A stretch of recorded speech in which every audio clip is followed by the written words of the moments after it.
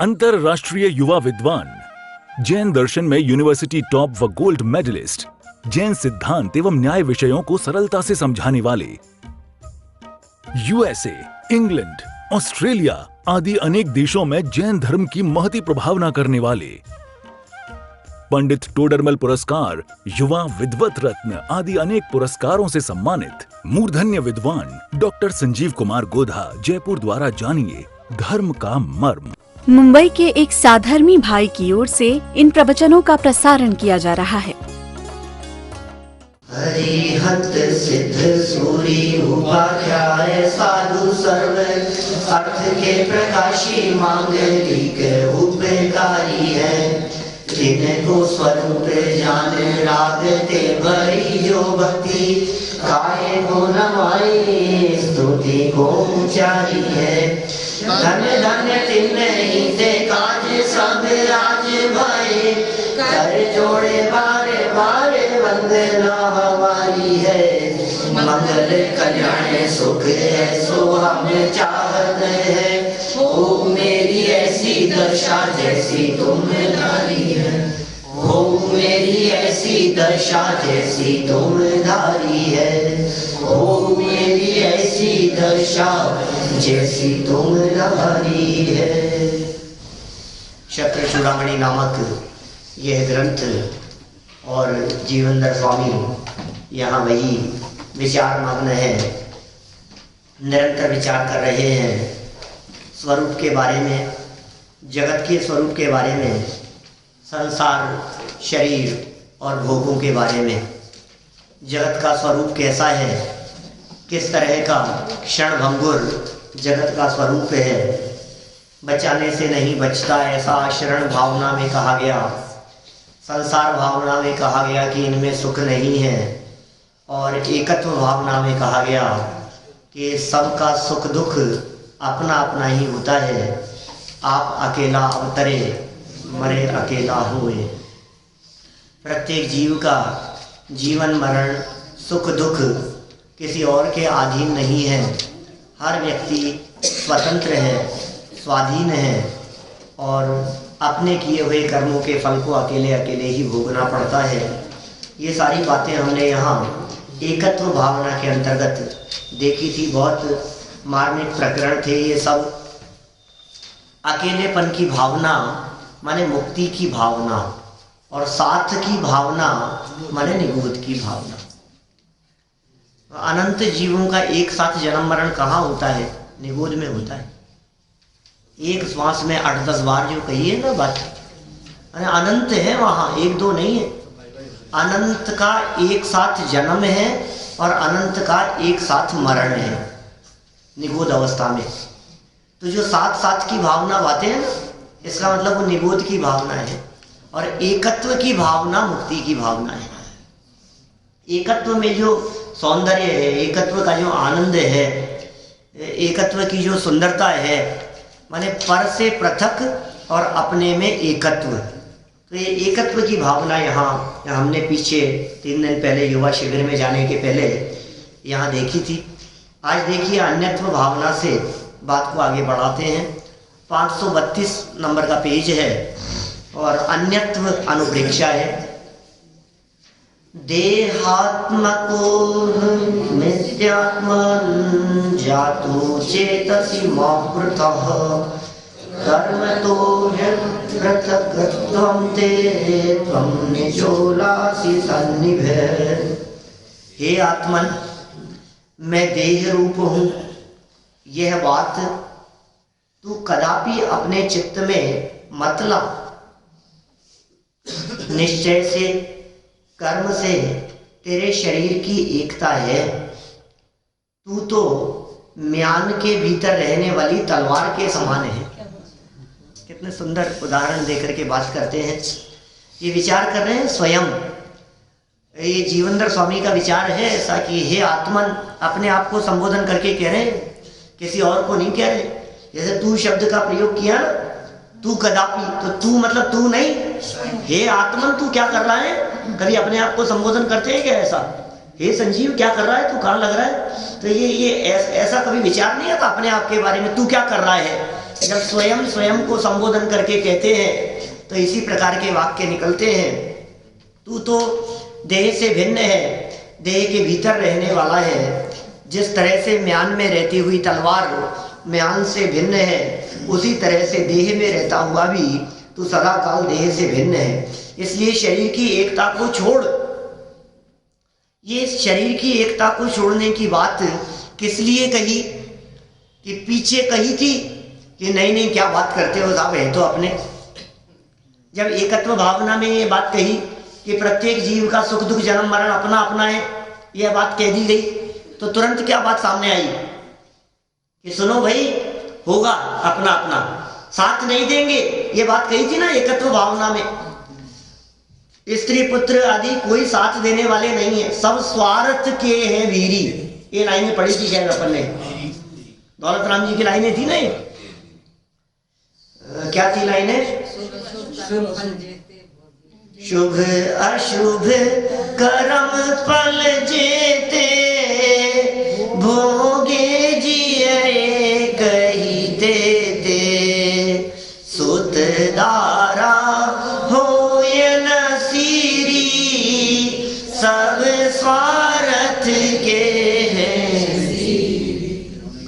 सब स्वार्थ के भागीदार हैं, इसमें रोने की बात नहीं है। सब स्वार्थी हैं, पिता स्वार्थी, पुत्र स्वार्थी, पति पत्नी स्वार्थी, सब स्वार्थी हैं। जब तक तुझसे अपना स्वार्थ सदता हुआ दिखाई देता है तब तक सब तुझको पूछते हैं, और जिस दिन स्वार्थ सदना बंद हो जाता है उस दिन सब निकाल देते हैं। कोई बाय बाय, किसी को किसी से कोई मतलब नहीं है। ये जगत का स्वरूप है ऐसा कि भाई, ये एकत्व भावना में कही थी ये बात, पिछली भावना में, कि सब स्वार्थी हैं, कोई साथ नहीं देंगे। ध्यान रखना, तेरे ऊपर जब संकट आएगा तो ये सब मुंह फेर लेंगे। अरे हम क्या करें, तुझे भोगना पड़ेगा भैया, हम कुछ नहीं कर सकते हैं। तो फिर ये कहता है कि भाई देखो, साथ दे चाहे नहीं दे, अपने तो अपने ही होते हैं। अपने ही है साहब, साथ दे चाहे नहीं दे, बच्चे तो अपने ही है।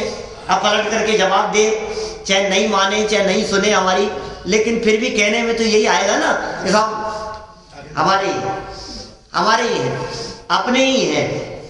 तो ये जो अपनेपन की जो भावना है कि मेरे ही है, अपने ही है, तो फिर इसको अन्यत्व भावना में ये कह दिया कि सुन भाई, जहां देह अपनी नहीं।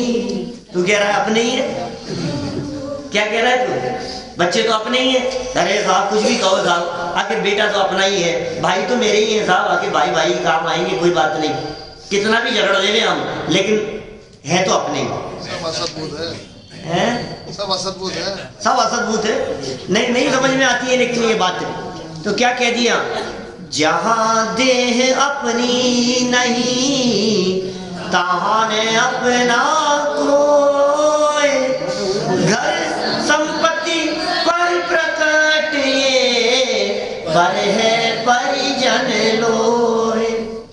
सारे परिजन तो पृथक हैं, घर संपत्ति सर चौड़े ही पृथक दिखाई दे रहे हैं।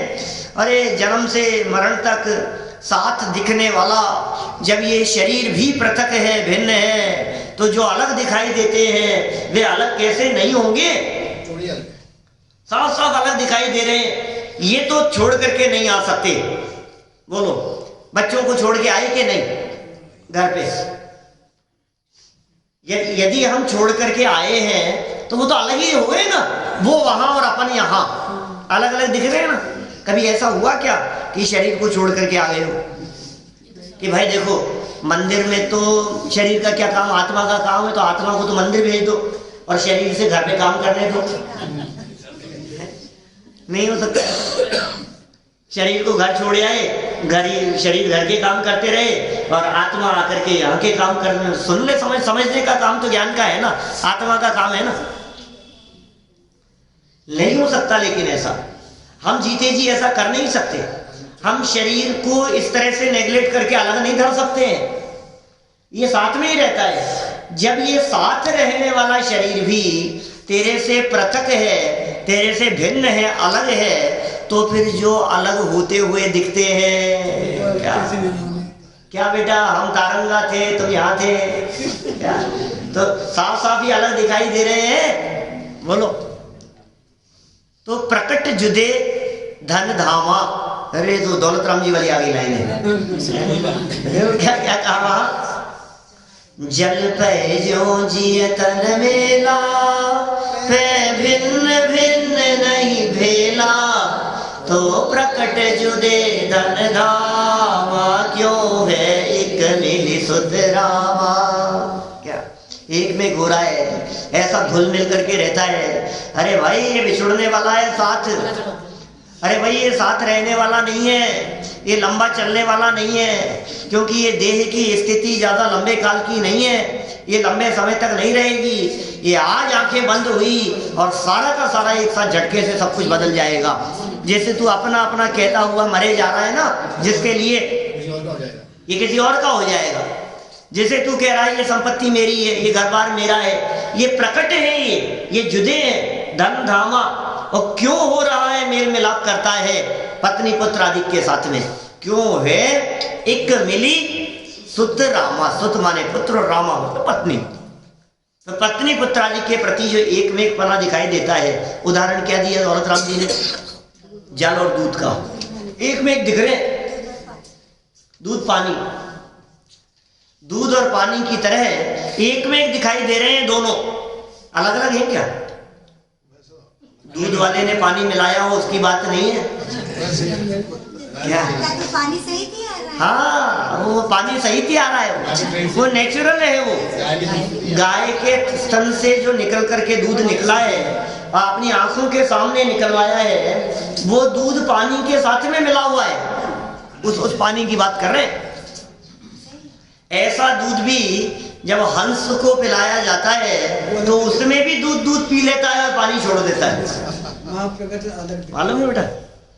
हंस जो होता है, उस हंस की चोंच में कुछ ऐसी योग्यता होती है, कुछ केमिकल है, योग्यता है, जो भी समझ लो आप। तो वो क्या करता है, जब दूध को पीता है तो दूध पी लेता है उस मिले हुए में से, और पानी को छोड़ देता है। पानी पनीर बन जाता है जिससे ऐसा कोई। हाँ इस तरह का कोई तत्व होगा जिससे वो अलग हो जाता है। जैसे खटाल डालते ही अलग हो जाता है, पानी अलग छोड़ देते हैं और पनीर अलग निकाल लेते हैं अपन, इसी तरह का कुछ होता होगा। तो क्या कह रहे हैं? जल और पय, पय मतलब दूध। जल पय जो जिय तन मेला, जल और दूध के समान क्या क्या जीव और तन ये मिले हुए दिखाई दे रहे हैं। पे भिन्न भिन्न नहीं भेला, मिले तो दिख रहे हैं क्या? भेले नहीं है क्या? ये मेला है भाई साहब। क्या इस मेले में क्या है? अलग अलग वस्तुएं दिखाई तो दे रही है क्या? पदार्थ जीव इस मेले में, लेकिन कोई एक दूसरे का नहीं है। भीड़ तो बहुत है। जैसे लाइन के दिन संयोग है सर्वत्र पर साथी नहीं संसार में। संयोग तो बहुत है और साथी नहीं है। बेटा अकेला गया है, पहली बार निकला है घर से और अकेला गया है। और कभी कभी तो ये अकेला कहता है कि अकेला गया है, और अकेला कहते हुए कहता है कि भीड़ बहुत थी।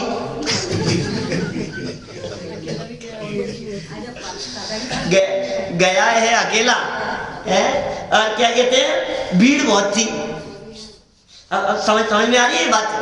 अब ये समझ में नहीं आती है हमारे को कि साहब इतनी भीड़ थी और फिर भी तुम कह रहे हो अकेला है। कि हाँ भीड़ है लेकिन फिर भी अकेला है।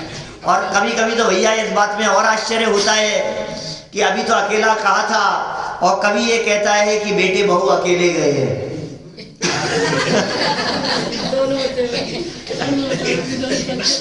तो दो है, तो ये कहता है बेटे बहू अकेले गए, गजब हो गए यार।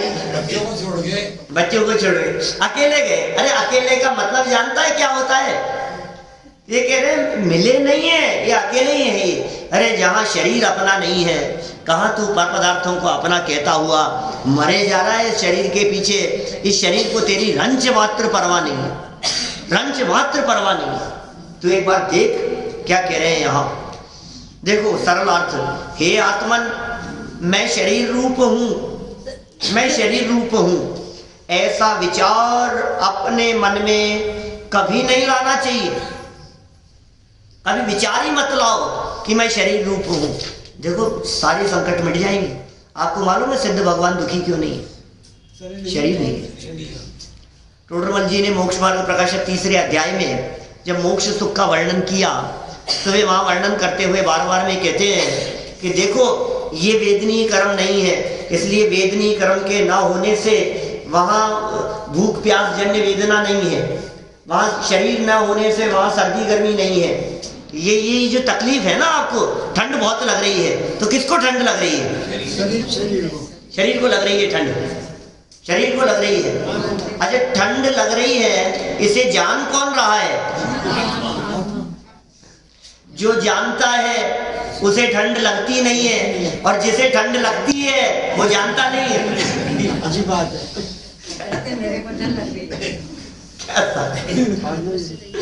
ये जो है ना, जिसको लग रही है वो तो जानता ही नहीं है कि ठंड क्या होती है, उसमें तो ज्ञान ही नहीं है। और जो जानता है अंदर में बैठा हुआ आत्मा, उसे ठंड लगती नहीं है।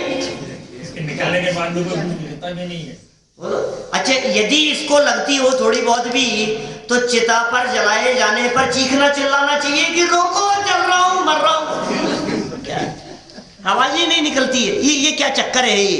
इसका मतलब जानने वाला कोई और है, और जो ज्ञानी धर्मात्मा पुरुष अपने आप को इस देह से भिन्न अनुभव करते हैं, फिर वे जगत के सामने ऐसे उदाहरण बन जाते हैं। जो दिखते हैं ना जिन मंदिरों में लगे हुए, ये उदाहरण दिखाए, उपसर्ग के काल में भी देह से भिन्न अपने आप को अनुभव कर रहे हैं।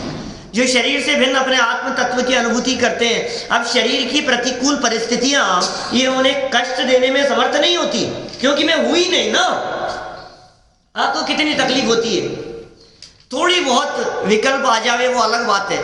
जैसे समझ लो आप कुर्ता फट गया, कुर्ते के ऊपर कुछ गिर गया, आपको कितनी तकलीफ होती है। कोई बात नहीं, धुल जाएगा यार, अब क्यों हुआ जो हो गया। क्या रास्ते में नीचे से जा रहे थे, ऊपर कबूतर बहुत सारे बैठे रहते हैं, बीट कर दी उसने और जैकेट पे गिर गई, तब गिर गई तो गिर गई, साफ कर लेते हैं। दो सेकंड के लिए थोड़ी सी खेत खिन्नता हुई, कोई तकलीफ नहीं है। अब हम ये कह रहे हैं कि चेहरे पर कुछ लग गया माने अंदर से निकल गया, ये तो बाहर से आया था। अब अंदर का निकलने लगा, कुछ निशान हो गए, अब क्या होता है बताओ? चिंता। अब चिंता लगती है, ये क्या हो गया, ये क्या हो गया। अरे भाई जैसे ये शरीर तेरा नहीं है, वैसे ये भी तेरा नहीं है, इसे भी भिन्न जान। और देखो अभी यदि इसको पड़ोसी के समान देखो क्या, तब तो बात बिल्कुल ही न्यारी दिखाई देती है। पड़ोसी है ना, पड़ोसी के तकलीफ हुई, कोई पड़ोसी के घर में कुछ दुर्घटना हो गई, बात उसके घर में किसी का मरण हो गया, तो बैठने जाओगे कि नहीं दीपेश जी? जाएंगे, संवेदनाएं व्यक्त करेंगे अपनी, ठीक है। दुख कितना होगा, फिर घर में आकर के डोसे खाएंगे कि नहीं? खा सकते हैं यार, अपने क्या हुआ है, अपने क्या हुआ है। अच्छा बतलाओ, गोल भी गोया हुआ था शाम को बनने की तैयारी थी क्या, और दिन में 11 बजे किसी के यहाँ डेथ हो गई पड़ोस में, तो अब उसके दाग में जाकर के आओगे तो घर आके डोसे खाओगे कि नहीं? वही बन रहे हैं, बोलो। अरे नहीं यार, उनके यहाँ तो मरण हो गया, तुम डोसे खा रहे हो, तो उनके हुआ है ना, आज हमको तो खाने मन चाहिए, तो छोड़ नहीं सकता। तो अब मैं ये कह रहा हूँ भाई साहब कि ये जो पड़ोसी के साथ में जैसा आपने व्यवहार निभाया, ये जो शरीर है ना हमारा, ये शरीर भी पड़ोसी है, ये पड़ोसी है। बस पड़ोसी के साथ में पड़ोसी धर्म जितना सा निभाना, कोई शरीर में आग लगने जैसा, पड़ोस में आग लगने जैसा। क्योंकि यदि पड़ोसी धर्म भी नहीं निभाओगे क्या, तो थोड़ी देर में वो आग जो पड़ोस में लगी है वो अपने घर तक आ जाएगी। इसलिए शरीर में होने वाली तकलीफ को यथासंभव जो गृहस्थ दशा में हम बैठे हैं तो उसको निपटाना थोड़ा सा, लेकिन उसके पीछे ऐसे बावड़े मत हो जाना कि अपने ही घर की परवाह नहीं हो। ऐसा तो नहीं करते आप कि अपने घर की पड़ोस के अंदर उसके पिताजी मर गए, छोटा बच्चा है, अब क्या करें, अब बेचारे के पास में कुछ व्यवस्थाएं नहीं है, तो एक काम करते हैं भैया, अपने 3 दुकानें हैं तो एक उसके नाम कर देते हैं। ऐसा तो नहीं कर सकते ना, ऐसा थोड़ी ना करेगा कोई व्यक्ति। पड़ोसी के नाम कौन करता है अपनी संपत्ति? उसके दुख जाकर के बात करेंगे, चर्चा करेंगे। देखो ये भेद विज्ञान सब करते हैं।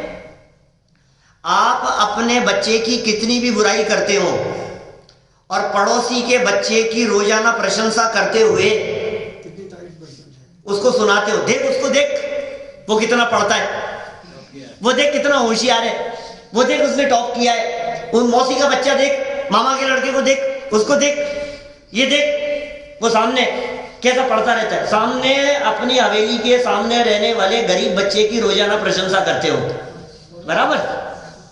फिर भी इतनी प्रशंसा किए जाने पर भी और इसको हीन दिखाने पर भी कभी यदि सामने वाला बच्चा या उसके पिताजी आकर के कहे, दरिद्र है कि भाई इसकी किताबों की कुछ व्यवस्था हो जाए पढ़ने के लिए, हाँ क्यों नहीं होगी, अभी कर देता हूँ, ये तो हमारे, ये तो पढ़ता नहीं है, पढ़ता लिखता नहीं है, इसकी फटी पुरानी किताबें उसको दे देता है।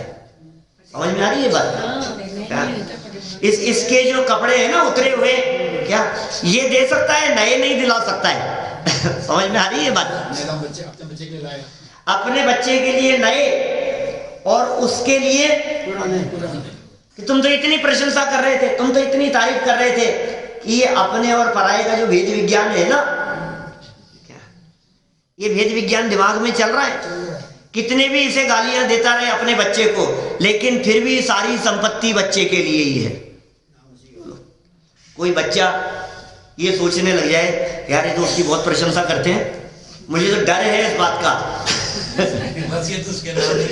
कि उसके नाम नहीं कर जाए सारी संपत्ति, तुझे डरने की जरूरत नहीं है, ये मोह में खुद ही तेरे से बंधा हुआ है अपने आप ही। ये जगत का स्वरूप ही इसी प्रकार का है। ये कह रहे हैं मैं शरीर रूप हूं, ऐसा विचार अपने मन में कभी नहीं लाना चाहिए। यद्यपि कर्मोदय से के निमित्त से तुम्हें जीव और शरीर के साथ एक रूपता का आभास हो रहा है, किंतु तुम तो म्यान के भीतर रखी हुई तलवार के समान भिन्न ही हो। अतः शरीर से तुम्हारा आत्मा भिन्न ही है, ऐसा चिंतन करो। बोलो तलवार की कीमत किससे है? कैसी म्यान में रखी है इससे? क्या अंदर में उसके धार कितनी है उससे? बोलो तलवार को परख करके खरीदने वाले योद्धा क्या उसकी म्यान पर मुग्ध होकर के खरीदते हैं या तलवार की धार देखते हैं वो कैसे बनी है? माल कितना इंपॉर्टेंट है, पैकिंग से फर्क नहीं पड़ता है। ये शरीर पैकिंग है, अंदर के माल की कीमत है, और माल के निकल जाने पर इस पैकिंग को कोई नहीं पूछता है। जो आप नयों की बात कर रहे हो ना, निश्चय व्यवहार के संदर्भ में एक बहुत सुंदर उदाहरण बादाम की मीगी का दिया। बादाम का छिलका ऊपर का और अंदर रहने वाली उसकी जो गुली है, मीगी है, जो उसका गिरी है, जो भी नाम दो आप उसको, बादाम और उसकी गिरी अंदर वाली, तो ऊपर का जो छिलका है उसकी कीमत है या नहीं है? हाँ, जब तक बादाम के साथ है ना तब तक कीमत है। आपसे कहें दीपेश जी वो जो बादाम का छिलका है ना 300 रुपए किलो खरीद करके लाओ, आप लाओगे? 300 रुपए दोगे उसके? 500 रुपए दोगे उस छिलके के? एक पैसा नहीं दोगे। रोज लाते हो 1500 रुपए किलो लाते हैं। क्या 1500 रुपए किलो है क्या? मैं कौन सी दुनिया में जी रहा हूँ। 1800। मुंबई के एक साधर्मी भाई की ओर से इन प्रवचनों का प्रसारण किया जा रहा है।